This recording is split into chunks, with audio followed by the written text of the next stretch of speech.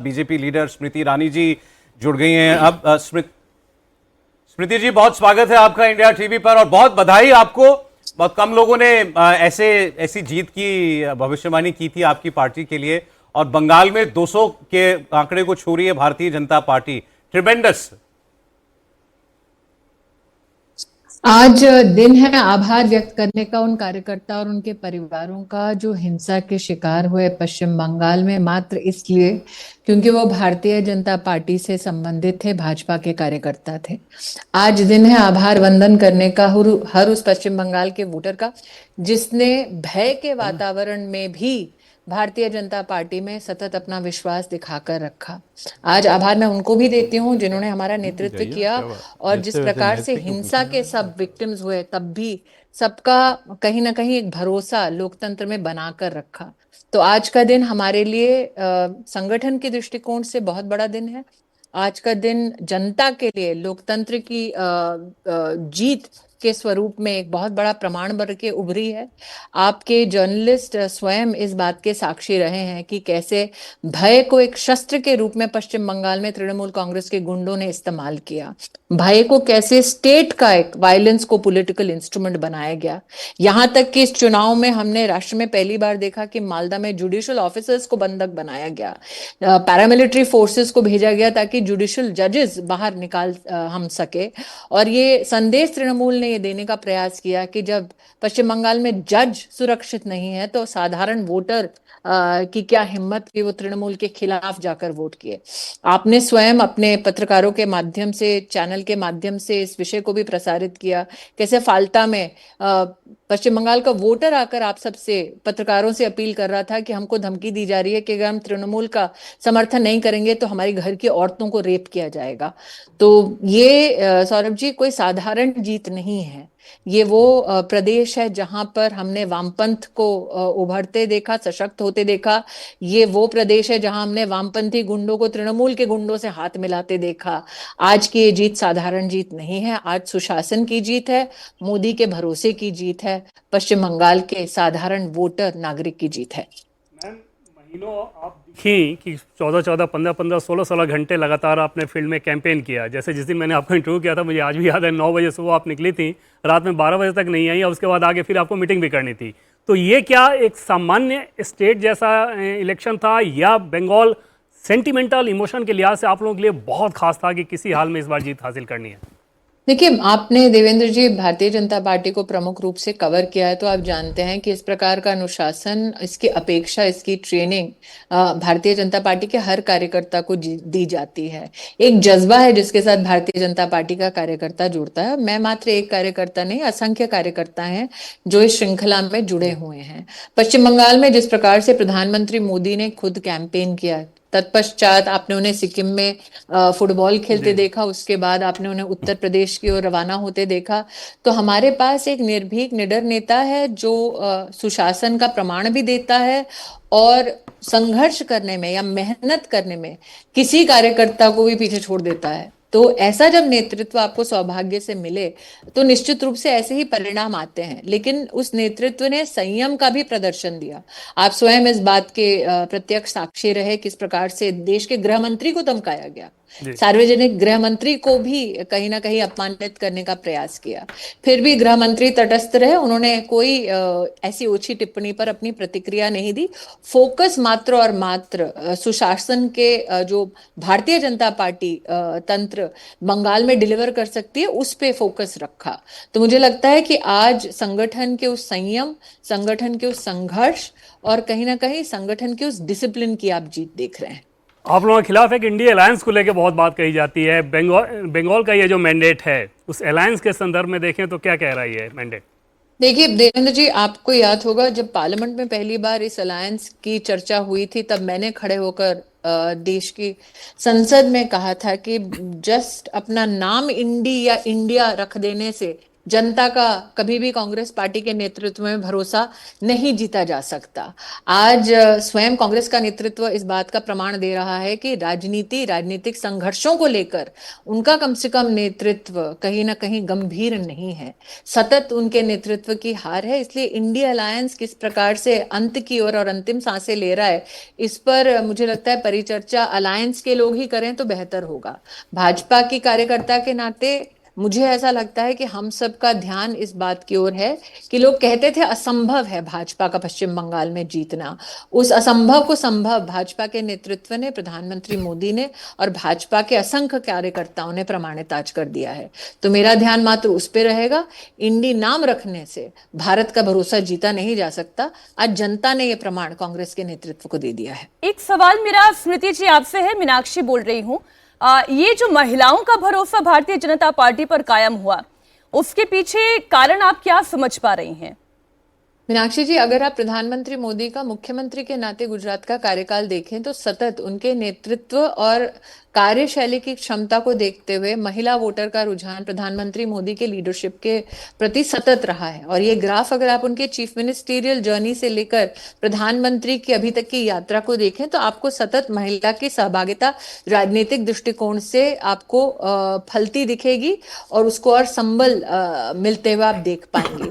तो किसी को भी अचंभित नहीं होना चाहिए कि जहां प्रधानमंत्री मोदी प्रत्यक्ष रूप से सुशासन के गारंटर बन जाते हैं तो वहां निश्चित रूप से महिलाओं का रुझान ज्यादा होता है, महिलाओं का पॉलिटिकल योगदान ज्यादा होता है।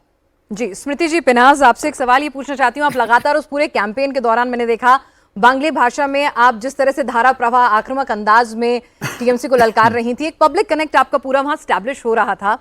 आपने भी क्या उस वक्त सेंस किया था एडवांटेज बीजेपी है, सब लोग कह रहे थे, एग्जिट पोल भी इशारा कर रहे थे, लेकिन ये 194 का फिगर, ये आपको सेंस हुआ था कि हाँ जीत इतनी बड़ी भी हो सकती है?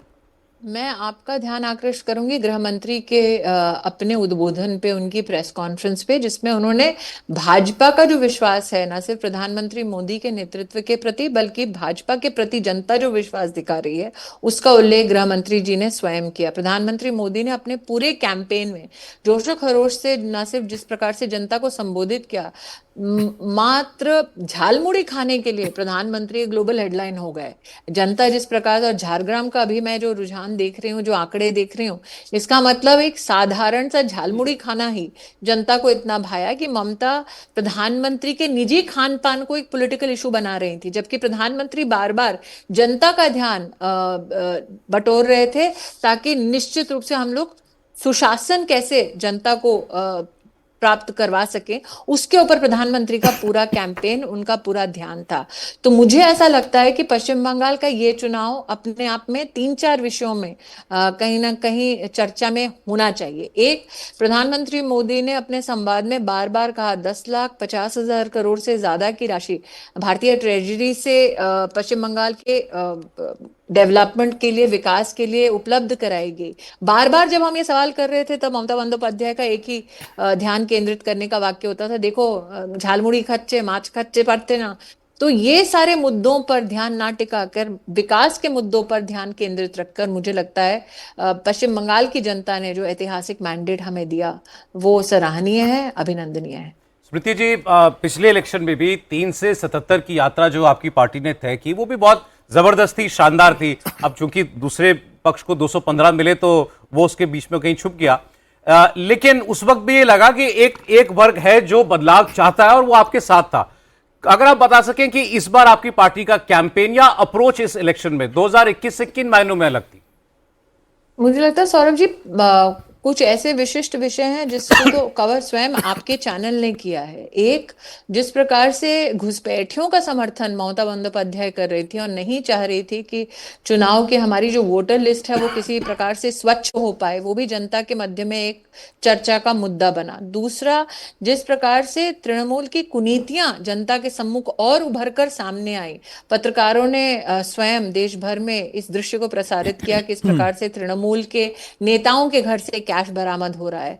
ममता बंदोपाध्याय का खुद आईपैक के ऑफिस में जाकर तांडव करना और ये तमाशा करना एक प्राइवेट कंपनी को बचाने के लिए, जिनके ऊपर आरोप था कि वो सरकारी खजाने को लूट रहे हैं, अथवा जो भी इन्वेस्टिगेशन उस संदर्भ में अभी चल रही है, ये सब जनता के मध्य में टॉकिंग पॉइंट बन गया। साथ ही उनका बार बार इस बात को कहना कि वो राम भक्तों के खिलाफ है, उनका बार बार ये कहना कि महिला का बलात्कार होता है तो दोष उस महिला का है जो घर से बाहर निकली।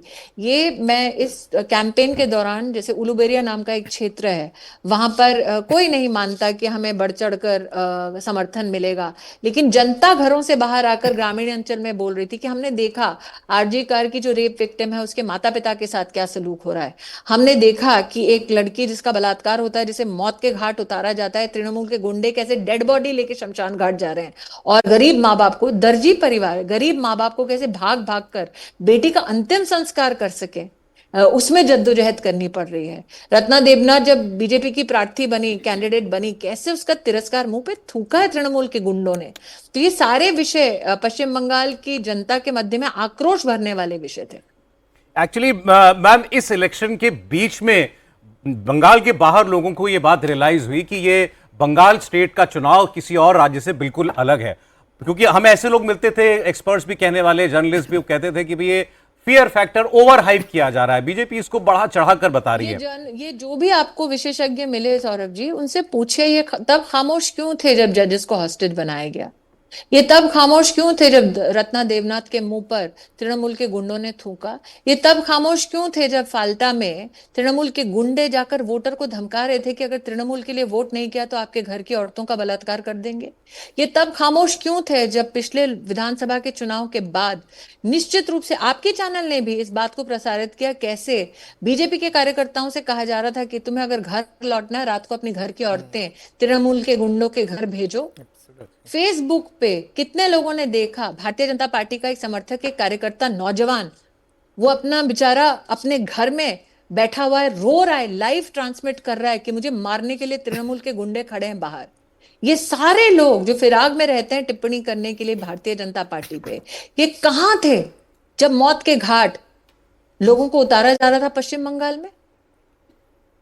तो इस बार भरोसा कैसे दिलाया आपने बंगाल के लोगों को कि हम हैं? मुझे लगता है ये भरोसा दिलाने का प्रमुख कार्य सेंट्रल पैरामिलिट्री फोर्सेस ने किया, भरोसा दिलाने का कार्य इलेक्शन कमीशन ने खुद किया, और जनता खुद देख रही थी। ऐसा नहीं है कि आप मालदा में हॉस्टेज करें तो दुनिया देश देखेगी नहीं।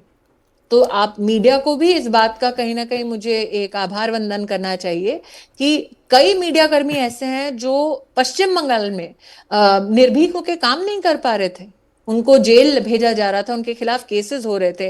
नेशनल मीडिया ने कई ऐसे मुद्दों को उठाया जिसके उठाने की हिम्मत लोकल रिपोर्टर्स को नहीं पड़ रही थी, क्योंकि या तो उनको प्रताड़ित किया जा रहा था या नौकरी से निकाला जा रहा था। आप पहली बार देख रहे हैं कि एक सेफोलॉजिस्ट भी कह रहा है भाई मेरी हिम्मत नहीं है कि मेरे लोग जाएं और ये पूछें कि किसको वोट देने की इच्छा है, क्योंकि मेरे ऐसे कर्मियों को ये लोग जेल डाल देंगे। ऐसा भय का माहौल, इसका प्रमाण तो स्वयं तृणमूल ने दिया। कब देखा आपने कि तृणमूल का एक भाईपो जिसको हम कहते हैं वो बढ़ चढ़ के देश के गृह मंत्री को धमकी दे दे? ये बात बिल्कुल ठीक है स्मृति जी, और जिस तरीके की भाषा खास तौर पर अभिषेक बैनर्जी इस्तेमाल कर रहे थे वो बहुत ही आपत्तिजनक है। लेकिन इन नतीजों से एक बात तो समझ में आ रही है कि तुष्टीकरण की राजनीति की पालकी पर बैठकर कोई क्षेत्रीय दल ये सरकार बनाने का अगर ख्वाब देखे तो ये अब भारत में संभव नहीं है। लेकिन जब भी ध्रुवीकरण होता है तो स्मृति जी काउंटर पोलराइजेशन भी होता है। क्या आपको लगता है कि वो काउंटर पोलराइजेशन हुआ है? हिंदुओं ने एकजुट होकर बीजेपी को वोट दिया है? हिंदुस्तानियों ने एकजुट होकर बीजेपी को वोट दिया है। वो हिंदुस्तानी जो घुसपैठियों के विरुद्ध है उसने बीजेपी को वोट दिया है। वो हिंदुस्तानी जो ममता के गुंडों के विरुद्ध है उस हिंदुस्तानी ने बीजेपी को वोट दिया है। वो हिंदुस्तानी जो नहीं चाहता था काटमंडी और सिंडिकेट ही पश्चिम बंगाल की राजनीतिक परिभाषा हो जाए, उस हिंदुस्तानी ने बीजेपी को वोट दिया है। राहुल गांधी के पॉलिटिक्स की मैम बात करें तो बंगाल के संदर्भ में राष्ट्रीय स्तर पर राहुल गांधी और पॉलिटिक्स ये दो शब्द एक साथ चलते हैं क्या? राष्ट्रीय स्तर पर टीएमसी के साथ बंगाल में गए तो अचानक उनको ममता बनर्जी करप्ट लगने लगी थी। देखिए देवेंद्र जी, उनको तो हम पहले भी कहते आए हैं अपने कई कैंपेन की स्पीचेस में अथवा हमारी वार्तालापों में कि दिल्ली में बट्टी और स्टेट में कट्टी, ये तो उनका पहले से एक उनकी राजनीतिक व्यवस्था रही है। लेकिन मुझे नहीं लगता कि पश्चिम बंगाल का वोटर भी उनको गंभीरता से लेता है।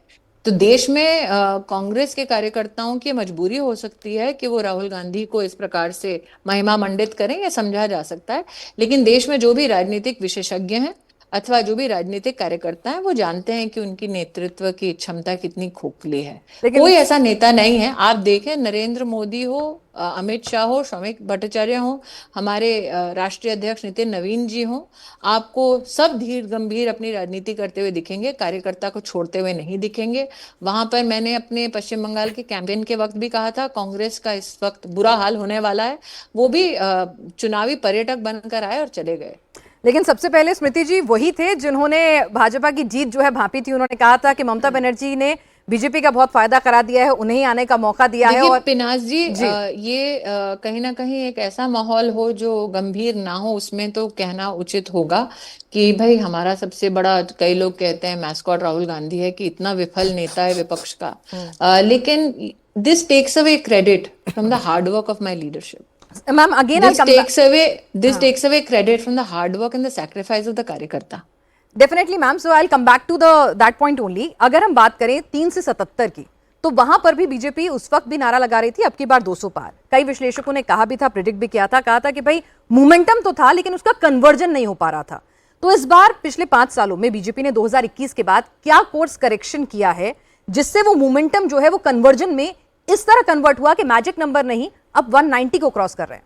देखिए, आप सालों साल एक प्रदेश में सिर्फ वामपंथ को देखते हैं, एक प्रदेश में सिर्फ कांग्रेस को देखते हैं, एक प्रदेश में सिर्फ तृणमूल को देखते हैं। वहां पर कार्यकर्ता को इस बात से जोड़ कर रखना कि तुम हिंसा को झेल रहे हो, तब भी विश्वास रखना, एक दिन समय आएगा और जैसे अटल जी ने कहा था, सूरज उगेगा और कमल खिलेगा।